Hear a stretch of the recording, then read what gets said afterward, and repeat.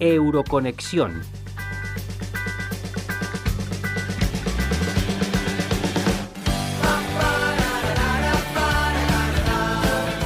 Desde Onda Campus, la radio de la Universidad de Extremadura, para el proyecto de Euroconexión de la Asociación de Radios Universitarias de España, tenemos el placer de contar con Rosa María Balas Torres, directora general de Acción Exterior de la Junta de Extremadura.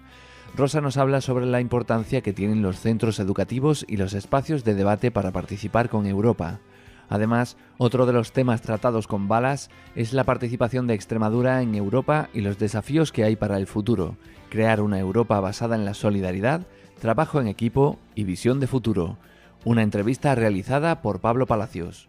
En primer lugar, nos gustaría saber cómo surge la idea de organizar esta jornada y cuál es su principal objetivo. Sí, pues esta jornada es la tercera edición que realizamos. Empezamos con 2 escuelas embajadoras y hoy ya estamos en este debate. Las 4 escuelas embajadoras de la Unión Europea, del Parlamento Europeo que tiene Extremadura, hemos sumado un 5º centro y surgieron fruto de la relación estrecha que tenemos con los centros de Extremadura que participan en proyectos europeos, en iniciativas europeas, y fue el Centro Sagrada Familia de Badajoz, que fue una de las primeras escuelas embajadoras europeas, quien nos propuso realizar este debate. Nos pareció una idea estupenda y hemos ido sumando centros conforme hemos ido teniendo también más centros, escuelas embajadoras en la región, y hoy tenemos 65 estudiantes que participan en este debate, que durante estas semanas han estado preparándose para este día. ¿Cómo ve de concienciados a los jóvenes con la idea de la Unión Europea y de que formamos parte de ella? Pues durante estos 3 años y medio que hemos estado organizando debates y acciones desde la Junta de Extremadura, desde la Dirección General,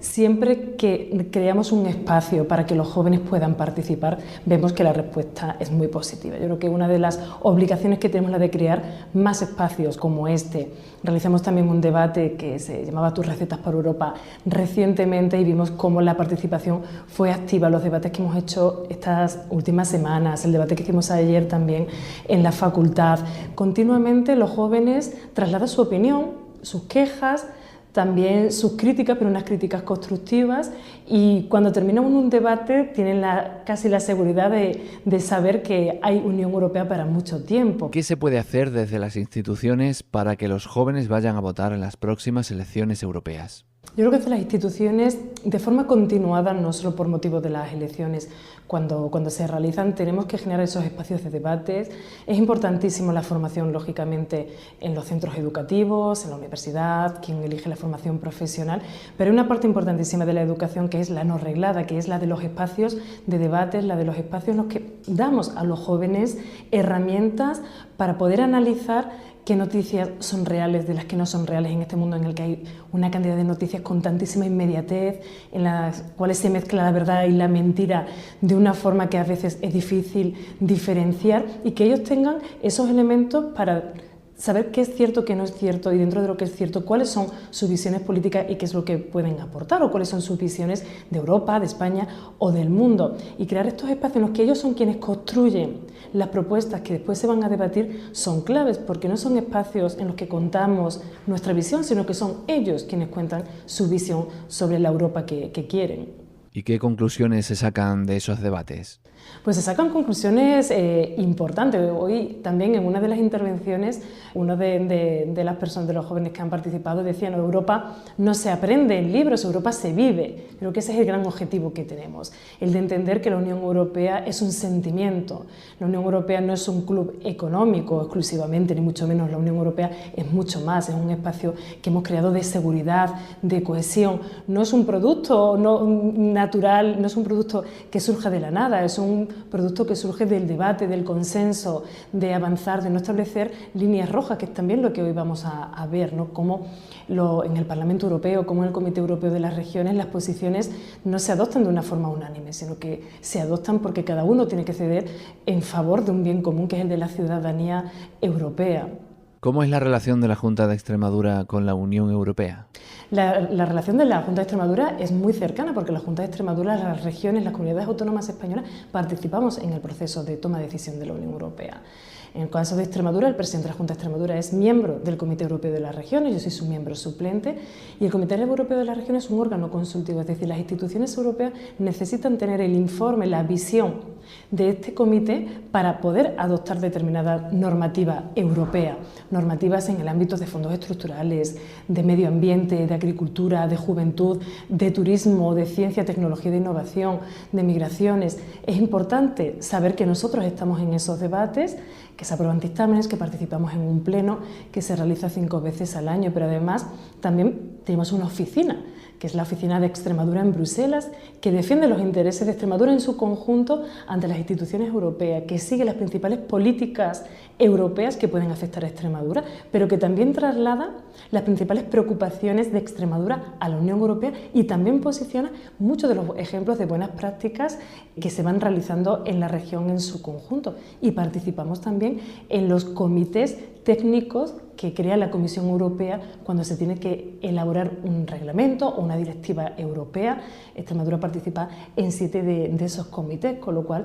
Extremadura no nos está lejana. Y luego tenemos un día que es esencial en Extremadura, que es el día 9 de mayo, con la celebración del Premio Europeo Carlos V, en el cual Extremadura se convierte en el corazón de Europa durante el Día de todos los europeos. Hay una sensación a veces en la sociedad de que no sabemos qué nos aporta Europa, y especialmente a los extremeños y extremeñas, que no va más allá de los carteles que a veces vemos de alguna obra hecha con fondos europeos. ¿Qué diría esas personas sobre lo que aporta Europa a los extremeños más allá de esos carteles? La Unión Europea ha cambiado por completo la fotografía de nuestra región. La ha cambiado de una forma que es totalmente apreciable en nuestras carreteras, en nuestras infraestructuras de hospitales, de centros de investigación, de escuelas, de hospitales, de centros como este en el que nos encontramos hoy, la Escuela de Hostelería de Mérida. Esa parte la conocemos más porque es más visible, pero la Unión Europea ha transformado por completo y ha modernizado nuestra agricultura, nuestros campos, ha permitido a través de ella que, a pesar de el reto demográfico que tenemos en regiones como Extremadura, nuestros pueblos sigan teniendo la vida que tienen gracias a esas políticas de inversión en el territorio. A través de la Unión Europea se financia una parte importante de la formación que se hacen en centros como en esta escuela, la formación profesional, se financian proyectos para la internacionalización de nuestra economía, pero sobre todo la Unión Europea, más allá de la cuestión económica, es un ámbito que ha creado unos estándares medioambientales como no tiene ninguna otra región en el mundo. La calidad de los productos que nosotros comemos cada día que se sirven en nuestra mesa son fruto de esos estándares que dan la máxima garantía, que sabemos la trazabilidad de ellos, que no sucede en ningún otro lugar en el mundo. La calidad de nuestras aguas es parte también de las directivas europeas que permiten que esa calidad del agua sea un estándar aquí, en Polonia, en Roma o en Lisboa. Ha permitido que nuestros jóvenes puedan estudiar en cualquier universidad europea, que nuestros jóvenes, independientemente de la universidad o de si eligen la formación profesional en la cual estudien, sus certificaciones van a ser reconocidas en todos y cada uno de los lugares de Europa. Han permitido que tengamos esa sensación de espacio conjunto y de libertad, que podamos nosotros, que somos una región transfronteriza, Badajoz, que es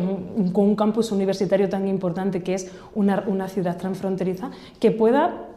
pasar continuamente al otro lado de lo que antes conocemos como la raya, de la frontera, con la total normalidad, sin DNI, sin roaming, independientemente en el lugar en el que esté. Eso se consigue gracias a la Unión Europea, pero también están las políticas sociales, el crear, como se ha aprobado recientemente en la Unión Europea, una directiva que permita un mínimo estándar para todos los países de 20 semanas de permiso de paternidad, que sea intransferible, que sea remunerado. Todos esos pequeños elementos han constituido y han creado un espacio de bienestar, el que podamos tener una política de seguridad conjunta, el que tengamos una política de compartir los datos de inteligencia de los centros de inteligencia para tener una Europa más segura. Y nos quedan retos. La Unión Europea no son solo lo que hemos conseguido, a pesar de, como decía anteriormente, que no es un proyecto perfecto, porque ningún proyecto, ninguna institución, ninguna organización, ningún grupo, ninguna asociación es perfecta, y que tenemos que mejorarla, que tenemos que conseguir una Europa mucho más social, para que una parte importante que se ha sentido alejada de la Unión Europea en los años más duros de la crisis económica y de la política de austeridad vuelva a crear en el proyecto europeo, vuelva a entender que todo esto que mencionaba anteriormente es una realidad, de que nos levantamos, nos acostamos. Pero además la Unión Europea tiene retos de futuro, y esos retos que tenemos, que es el conseguir parar el cambio climático, el conseguir incluir en nuestras vidas diarias los objetivos de desarrollo sostenible, el conseguir que nuestros jóvenes y no jóvenes estén preparados para los trabajos del futuro, pero que lo estén todas las personas y todos los ciudadanos europeos, pero también que lo estén todos los ciudadanos del mundo, porque no podemos permitir que haya una parte del mundo que sí pueda acceder a esos trabajos del futuro y que podamos legislar en esos trabajos del futuro mientras haya otra parte del mundo que sufre las consecuencias de ello, ¿no? O una parte del mundo que se industrializa y una parte del mundo que sufre las consecuencias de la industrialización y que sufre las consecuencias del cambio climático. Todos esos retos, si no lo hacemos de forma conjunta, es imposible. Un país como España no podría nunca negociar grandes acuerdos comerciales con lo que ello conlleva con Canadá, con Japón o con regiones en América Latina o con Asia. Tenemos que conseguir que esos acuerdos comerciales, como ya se está trabajando en la Unión Europea, tengan la perspectiva de género. Tenemos que luchar para que, igual que sucedía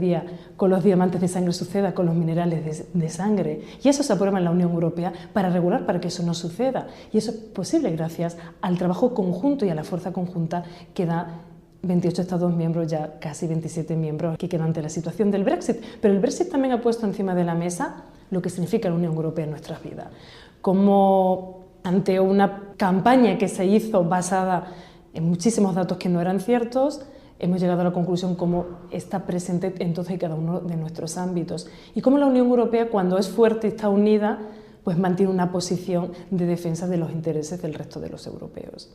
Rosa, por último, ¿qué mensaje mandaría a la población en general y a los jóvenes en particular para que vayan a votar el 26 de mayo? Yo trasladaría la idea de todo lo que hemos conseguido, todo ese estado de bienestar, todo ese estado de estándares medioambientales, sociales, de espacio común, de espacio de paz, de cohesión, de solidaridad que hemos trabajado, no es algo que se mantiene per se. Las políticas se mantienen porque hay una visión política, las políticas se mantienen porque hay unas prioridades políticas, pero cuando esa visión política cambia, las prioridades también cambian. Y estos años nos han llevado a esa conclusión, ¿no? A ver cómo cosas que pensábamos que eran inalterables y que nunca podían volver para atrás, sí se han producido. Eso por un lado, pero sobre todo también por los desafíos que tenemos del futuro. Cómo individualmente no podemos hacer frente a ellos si no estamos en un espacio común, en un espacio de intereses conjuntos y sobre todo un espacio de solidaridad y de visión de futuro, que es lo que ofrece la Unión Europea, y como todos y cada uno de nosotros tenemos que ser corresponsables de la Unión Europea que queremos y del papel que queremos también que tenga la Unión Europea en el mundo, porque eso es también Europa. Pablo Palacios para Euroconexión, un proyecto de ARU con el Parlamento Europeo desde Onda Campus, la radio de la Universidad de Extremadura.